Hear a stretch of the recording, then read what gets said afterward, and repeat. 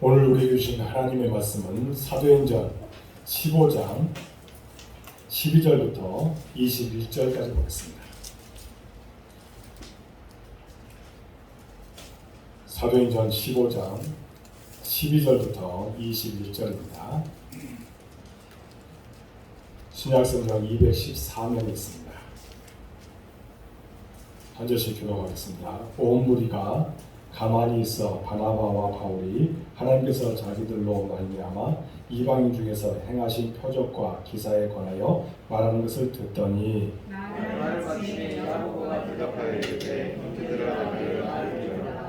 하나님이 처음으로 이방인 중에서 자기 이름을 위할 백성을 취하시려고 그들을 돌보신 것을 시몬이 말하였으니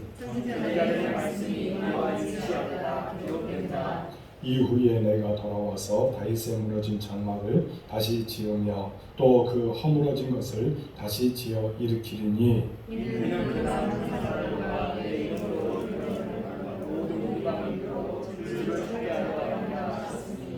즉 예로부터 이것을 알게 하시는 주의 말씀이라 함과 같으니라.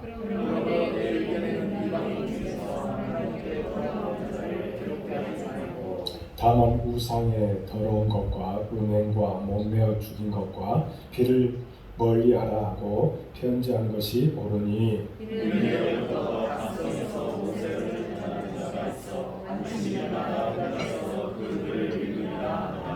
아멘.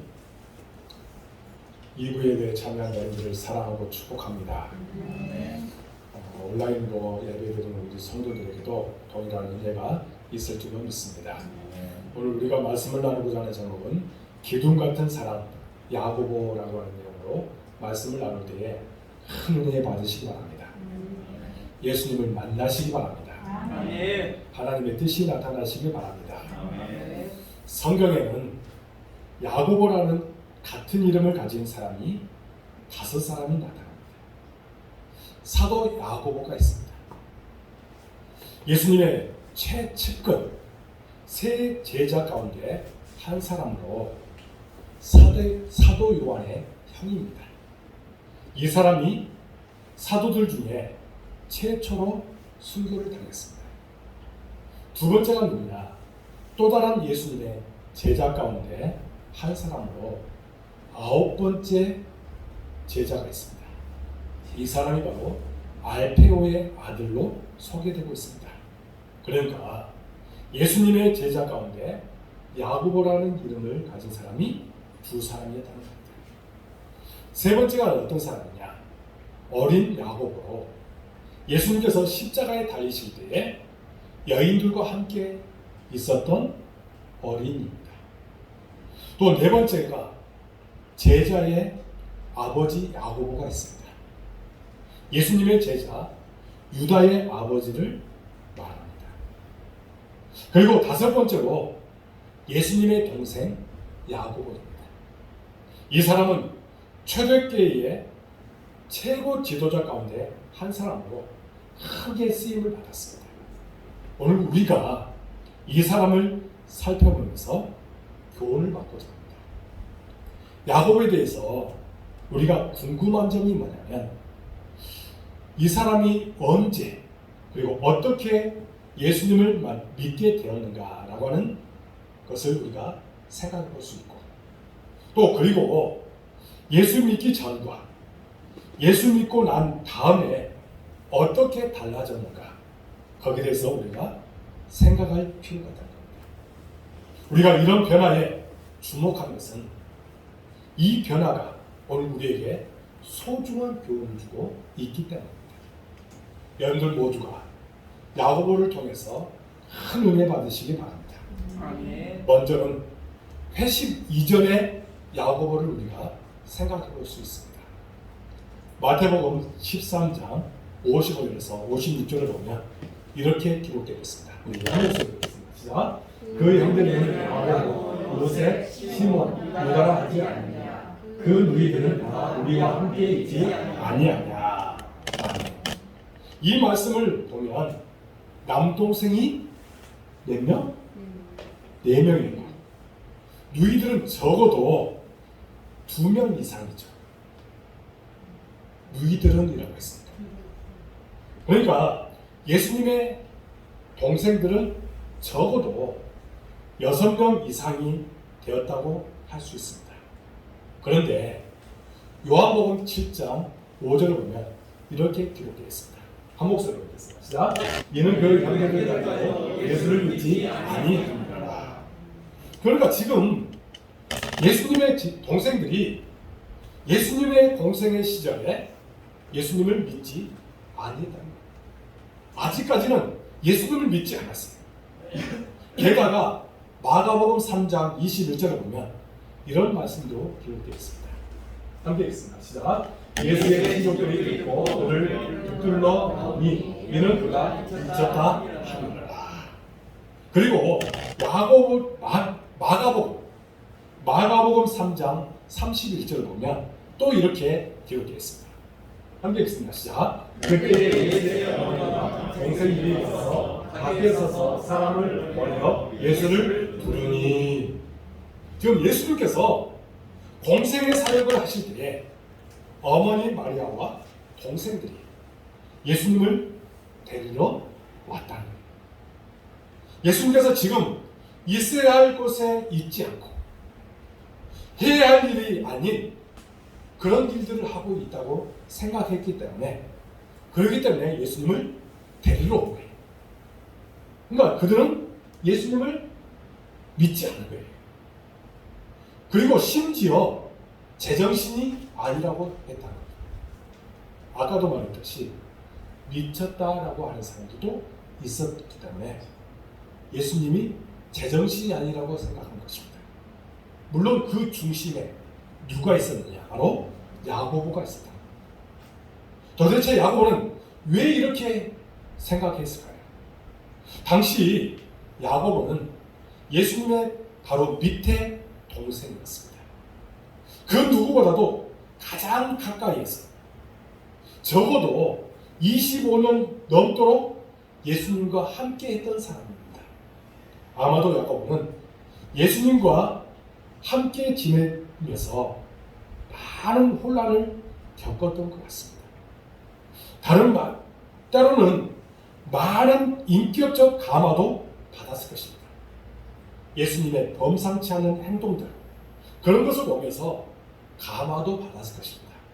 그러나 때로는 이해하기 힘든 말과 행동 때문에 머리가 아마 복잡했을 거예요.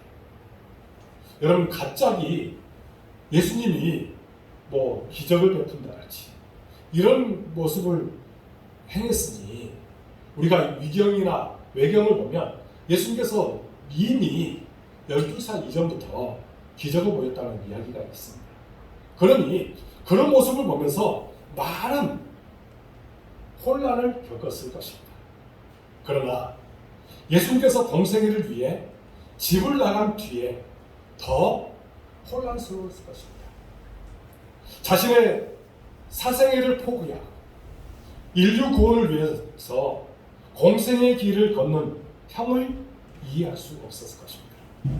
게다가 아버지가 돌아가신 후에 가정 경제를 책임져야 하는 형이 이제 집을 나갔으니 도저히 이해할 수 없어요. 이제 그런 모든 책임을 고스란히 자기가 져야 하기 때문에 거기에 대한 불만이 많았을 것이고 아마 화도 났을 것입니다. 기분 나쁘죠. 모든 책임을 자기가 다 져야 하기 때문에 아마 그런 마음이 있었을 것입니다.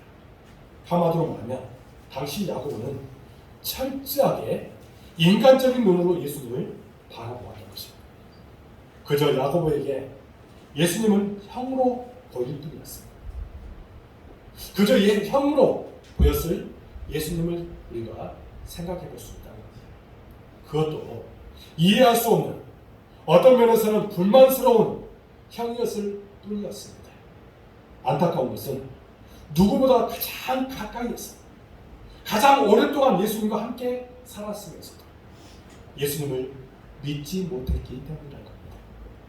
예수님의 말씀을 들었고 예수님의 삶을 보았으면서도 아직 그에게 변화가 일어나지 않았던 것입니다. 여러분, 신학에서 회심이라고 하는 단어가 있습니다. 회심. 언어 성경에 나오는 이것을 이제 메타노이아라고 하는 이 단어를 번역한 것입니다. 메타노이아. 이 말은 초월적인 그리고 더 본질적인이라는 뜻을 가진 메타와 마음이라고 하는 뜻을 가지고 있는 노이아가 합해진 말입니다. 그러니까 이것을 글자 그대로 번역을 해보면 어떤 말이냐? 마음이 초월적인 마음으로 변화된 것, 더 본질적인 마음이 된 것을 의미합니다. 여기 이렇게 회심은 마음이 변화된 것을 말하고 있습니다. 다른 말로 말하면 속사람이 완전히 바뀐 것입니다. 속사람이 완전히 바뀌어진 그런 상태를 회심이라고 얘기하는 거예요. 자기가 주인인 줄 알고 착각하고 살던 사람이 예수님을 주로 영접한 뒤에 예수님을 주인으로 모시며 살게 된 사람, 그런 사람을 가리켜서 회심했다고 얘기합니다. 자기가 원하고 계획한 목표를 향해 달려가던 사람이 주님께서 주신 사명을 목표로 삼고 살게 된 것을 말합니다. 세상 사람들이 사는 방식대로 살던 사람이 주님의 말씀을 따르며 사는 사람으로 변화된 것을 가리켜서 회심이라고 얘기합니다. 본문의 야고보는 예수님과 함께 살면서도 아직 회심하지 않았다는 것입니다. 오늘 교회 안에 이런 사람들이 정말로 많습니다. 정말로 많아요. 겉사람은 교회를 다닙니다. 그러나 그 안에 속사람이 변화되지 않아서 겉만 교인이지 진짜 교인은 아니라 속사람은 아직 변화되지 않았습니다. 예수님을 자신의 주로 영접하지 않았고 마음이 새롭게 되지 못했기 때문입니다. 여전히 세상 바라고 여전히 세상 좋아하고 여전히 세상에서 성공해 보려는 그런 꿈을 갖고 살아가는 사람들이 너무 많다는 겁니다. 우리 주변에 이런 사람들로 가득해요. 최근 안타까운 통계를 제가 본 적이 있습니다. 목회 데이터 연구소가 이제 발표한 자료에 의하면 모태 신앙으로부터 태어나서 이제 부모를 따라서 교회 다녔던 사람이 성인이 되어서 교회를 다니는 사람들이 얼마 정도나 되느냐? 4명 중에 1명이랍니다. 성인 중에 모태신앙을 가지고 있던 사람들 중에 그들 중에 교회를 다니고 지금 성인이 되어서 교회 다니는 사람, 아니 진짜 회심한 사람이 몇 명이나 되느냐? 4명 중에 1명이다. 그러니까 이것은 무슨 말이에요? 4분의 3은 성인이 되는 과정에서 특별히 청소년 시절에 예수님을 믿지 않는다. 특별히 고3 시절에 그때에 교회를 떠난다. 그 모든 책임이 누구냐? 바로 부모에게 있다는 겁니다. 공부해. 뭔 교회야? 너 교회 가지 말고 공부 열심히 하고 나서 대학 들어간 후에 교회 다녀. 이렇게 했다가 교회를 떠나는 경우가 태반이라는 겁니다. 이렇게 변화되지 못한 사람들이 많다는 거예요. 이게 4분의 3이 있답니다. 이들이 왜 교회를 떠났을까요? 왜 그럴까요? 간단합니다. 회심하지 못했기 때문입니다. 그들이 예수님을 만나지 못했기 때문입니다. 태어나면서부터 교회를 다녔고 그렇게 오랫동안 교회 생활을 했지만 회심하지 못했기 때문입니다. 그들이 신앙의 위기가 닥쳤을 때 그 위기를 이겨내지 못한 것입니다. 그런 능력이 없는 겁니다. 교회는 열심히 다녀요. 그런데 그들 중에 진짜 어려움이 있을 때에 그것을 극복하지 못한 겁니다. 그 원인이 바로 회심하지 못했기 때문입니다. 그러면 예수님께서는 아직 회심하지 않았던 야고보를 어떻게 보고 계셨을까요? 마가복음 6장 4절을 보면 예수님께서 이렇게 말씀하고 있습니다. 우리 한 목소리로 읽겠습니다. 시작. 선지자가 자기 고향과 자기 친척과 자기 집 내에서는 존경을 받지 못함이 없느니라. 무슨 말이에요? 예수님께서는 자기 친척과 자기 고향에서 또 무슨 말이에요? 자기 집에서도 존경을 받지 못했다. 대접을 받지 못했습니다. 환영을 받지 못했습니다. 여러분, 그런 상황 속에서 있다 보니까 이때에 예수님께서 이렇게 말씀하시는 이유가 뭐예요? 한마디로 서운함이 있었다. 그리고 그 안에 안타까움이 있었다. 예수님께서 이렇게 말씀하시는 것은 그 안에 서운함도 있고 안타까움도 있다는 거예요. 회심하지 못하는 그 야고보를 보면서 안타까움도, 또 가족들을 보면서 안타까운 마음을 갖고 그들을 보고 있다는 겁니다. 오늘 마찬가지입니다. 아직 회심하지 못한 그리스도인들, 주님께서 그들을 보실 때에 어떤 마음을 갖고 보실까요? 서운함과 안타까운 마음을 갖고 그들을 보시지 않을까요? 우리가 주님을 기쁘시게 해드리기 위해서는 회심해야 될 줄 믿습니다. 그리스도를 만나는 그런 은혜가 우리에게 반드시 있어야 될 줄로 믿습니다. 겉사람이 그리스도인으로 사는 것은 물론 우리의 속사람도 온전히 그리스도인이 되어야 된다는 겁니다. 그래야 예수님으로부터 안타까운 마음을 갖지 않도록 우리가 하는 모습이라고 이해할 수 있다는 겁니다. 여러분들 모두가 회심해서 하나님을 기쁘시게 할 수 있기를 바랍니다. 아멘. 두 번째는 우리가 야고보의 회심을 우리가 살펴볼 필요가 있다는 겁니다. 그러면 야고보는 어떻게, 언제 회심하게 되었을까요? 아직 회심하지 않았던 야고보가 언제, 어떻게 회심하게 되었을까요? 사실 우리는요, 성경에서 이 물음에 대한 답을 자세하게 알 수가 없습니다. 성경이 이 문제에 대해서 그렇게 자세하게 기록하고 있지 않기 때문입니다. 그러나 그 답을 유추해 볼 수 있는 단서가 우리가 발견할 수가 있다는 겁니다. 그 단서를 어디에서 발견할 수 있느냐? 고린도전서 15장 7절 말씀에서 우리가 그 단서를 찾아볼 수가 있습니다. 한 목소리 읽겠습니다. 시작. 그 후에 야고보에게 보이셨으며. 아멘. 이 말씀은 부활하신 예수님께서 직접 동생 야고보를 찾아가셔서 만나주셨다. 고린도전서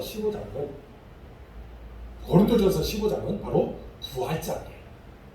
근데 부활하신 예수님께서 직접 야고보를 만나주신 거예요.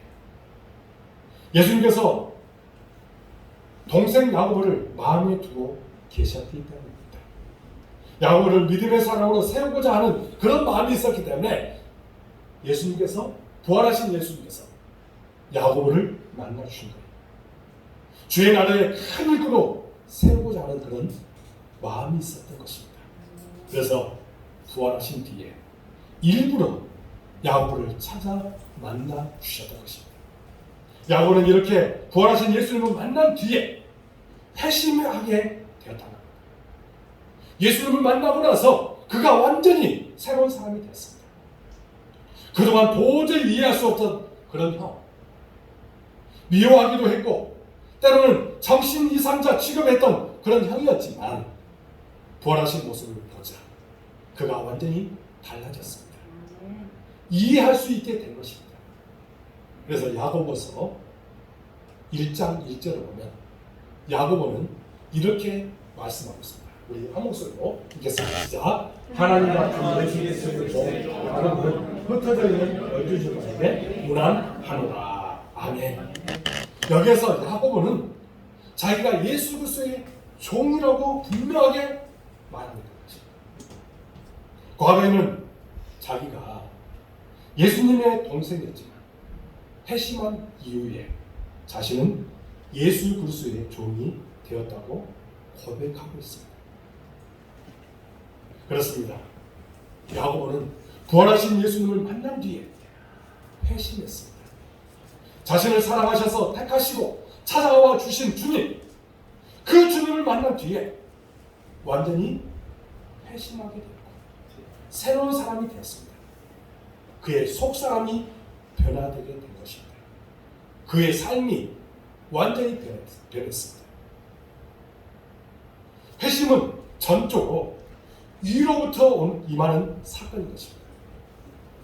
사람이 아무리 노력한다고 해도 회심은 일어나지 않습니다. 여러분들이 아무리 노력한다고 해도 회심은 일어나지 않습니다. 어디에서 임해야 그것이 회심으로 바뀔 수 있느냐? 바로 하늘에서 임하는 사건이 되어야 된다는 겁니다. 주님께서 찾아오셔서 만나주실 때만 우리 안에 회심이 일어나게 된 것입니다. 사람들끼리 힘쓰고 애쓰고 노력한다고 해도 거기에서는 아무 소용이 없습니다. 거기에서는 아무것도 일어나지 않습니다. 그래서 회심은 전적으로 은혜라는 겁니다. 회심은 무엇이라고요? 은혜인 것입니다. 은혜 안에서 회심이 일어나게 된 것입니다. 여러분들 모두가 다 은혜 충만히 받을 수 있길 바랍니다. 아멘. 미국에 은혜 한인교회를 담임하고 있는 한교용 목사님이 계십니다. 이분이요, 이제 오늘을 만족하라라고 하는 책을 썼습니다. 그런데 이분이 이 책에서 자신의 간증 이야기를 거기에 기록해 놓았습니다. 원래 이분은요, 교회를 다니지 분이 아니었습니다. 그런데 이분이 젊은 시절에 정치가의 꿈을 꾸고 있었답니다. 그래서 이제 미국에 날아가서 공부를 하겠다 하고 이제 미국으로 유학을 갔습니다. 그런데 돈 한 푼도 없었습니다. 돈이 없다 보니까 알고 지내던 선배의 그런 소개로 인해서 이제 LA 인근 롱비치에 있는 한 주유소에서 아르바이트를 했답니다. 여러분, 한국 정치계를 자기가 주름 잡겠다고 하는 그런 야망을 갖고 그리고 유학을 갔는데 이제 그런 야심찬 정치가가 되겠다고 그렇게 생각했는데 어느 순간 지금 어느덧 주유소를 가득 메우는 그 냄새를 맡으면서 이것이 점점 식어가고 있는 그런 상태였습니다. 생각해 보십시오. 돈은 없지, 아르바이트는 그것으로 전전하고 있었지. 그러니 어떤 꿈이라도 꿀 수 있는 그런 상황이었겠습니까? 그런데 어느 밤 늦은 시간이었습니다. 아르바이트를 하는데 낮에 누군가가 주었던 전도지가 눈에 확 들어오더란 겁니다. 거기에서 특별히 말씀이 이제 보여지게 되는데 그 말씀이 어디에 있냐면 요한복음 3장 16절과 그리고 히브리서 9장 27절 말씀이 눈에 확 들어오더란 겁니다. 요한복음 3장 16절은 여러분들이 다 아실 것이고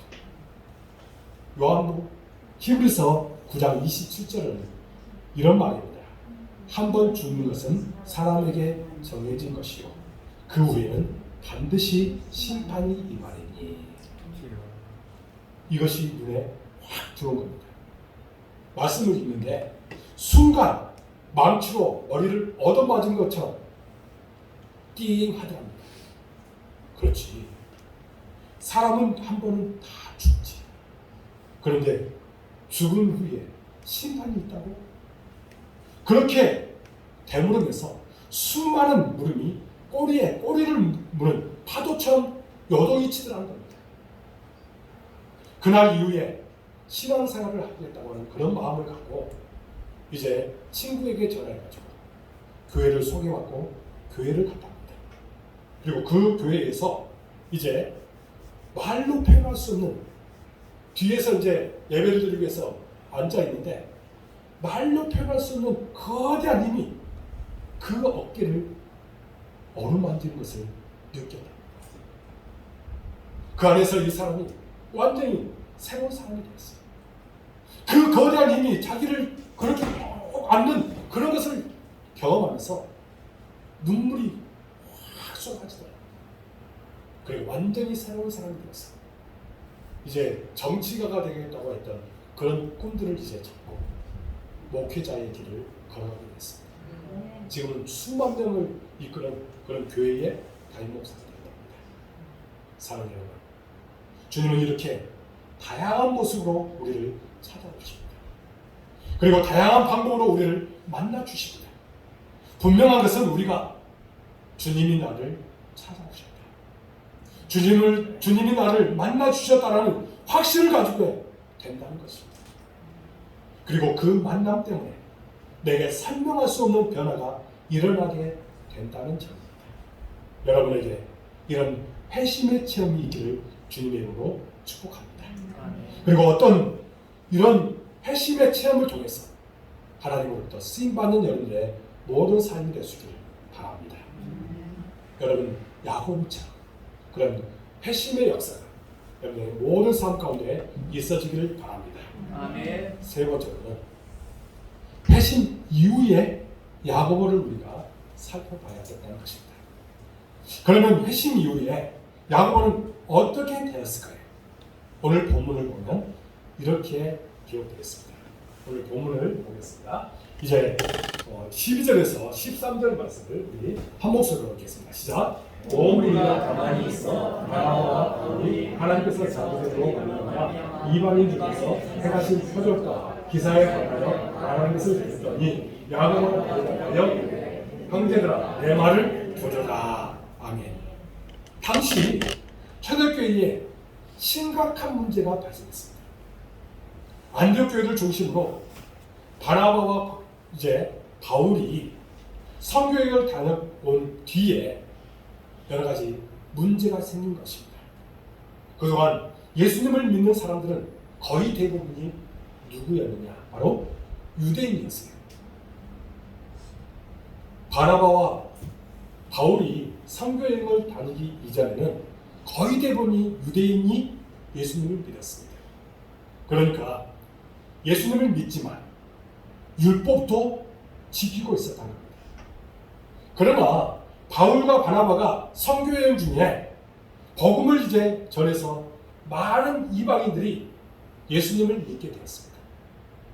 그런데 이들은 예수님을 믿지만 율법은 지키지 않아요. 이것은 예수 믿는 사람들이 율법을 지켜야 하는가, 지키지 않아야 또 되는가, 여기에 대한 심각한 문제가 발생합니다. 다시 말해서 정체성의 문제가 그 안에 발생하게 된 거예요. 예수 믿는다는 것이 무엇이고, 기독교는 무엇이고, 또 교회는 무엇인가를 결정짓는 근본적인 문제가 거기에 발생하게 된 것입니다. 이 근본적인 문제를 해결하기 위해서 이제 예루살렘 교회에 그 안에서 회의가 있게 되었습니다. 그 내용이 바로 사도행전 15장에 내용입니다. 그 회의의 결과가 나와 있는데 이제 여러 가지 있지만 무엇이에요? 20절에 보면 다만 우상의 더러운 것과 음행과 몸베어 주는 것과 피를 멀리하라 하고 피한다는 것이 옳다. 이것이 결정된 거예요. 어찌되었든 이때에 회의의 수장이 누구였냐? 바로 야고보였다는 것입니다. 이때의 회의를 주관했던 사람이 바로 야고보였습니다. 그러니까 야고보가 당시 기독교의 최고 지도자 가운데 한 사람이 되었다는 것입니다. 그렇습니다. 회심 이후에 야고보는 예루살렘 교회의 수장이 된 것입니다. 야고보는 예수님의 제자가 아니었습니다. 12 사도 가운데 한 사람도 아니었습니다. 그런데 어떻게 이렇게 최고 지도자의 바늘에 오를 수 있었을까요? 예수님의 동생이기 때문에? 아니에요. 예수님의 동생이라고 하는 그런 이유 때문이 아닙니다. 주님께서 그를 세워주셨기 때문입니다. 그러나 그것이 다는 아닙니다.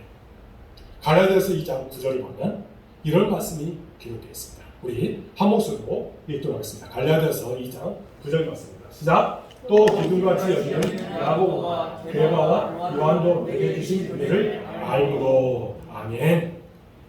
바울이 예루살렘 회의를 다녀온 뒤 쓴 편지에서 지금 한 말이 이 내용입니다. 예루살렘 교회에 가보니 기둥 같은 세 지도자가 있었다는 거예요. 그 중에 첫째가 야고보였다는 거예요. 기둥 같은 그런 지도자가 있었는데 첫 번째가 바로 야고보였다는 거예요. 여기서 기둥같이 여긴다라고 하는 이 말은 무슨 뜻이냐? 이 말은요, 유대인들이 사용하던 관용적인 표현입니다. 예를 들어서 탈무드에 보면 어떤 내용이 있냐면 아브라함과 이삭과 야곱을 이스라엘의 새 기둥이라고 표현한 적이 있습니다. 그러니까 기둥이라는 이 비유적 표현은 마음을 다해 존중하고 따르는 사람이라는 뜻입니다. 당시 예루살렘 교회가 야고보를 그렇게 기둥처럼 존중하며 높이며 따라다니는 거예요. 도대체 야고보는 회심 이후에 어떻게 했기에 이렇게 교회에서 기둥같이 여김을 받는 사람이 되었을까요? 어떻게 했기에? 우리가 그것에 대해서 우리가 알아야 되잖아요. 야고보서 1장 22절을 보면 이렇게 기록되어 있습니다. 한 목소리로 읽겠습니다. 시작! 너희는 말씀을 행하는 자가 되고 듣기만 하여 자신을 속이는 자가 되지 말라.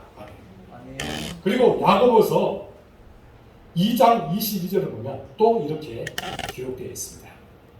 함께 읽겠습니다. 시작! 내가 보니까 믿음이 그의 행함과 함께 일하고 행함으로 믿음이 온전하게 되었느니라. 아멘.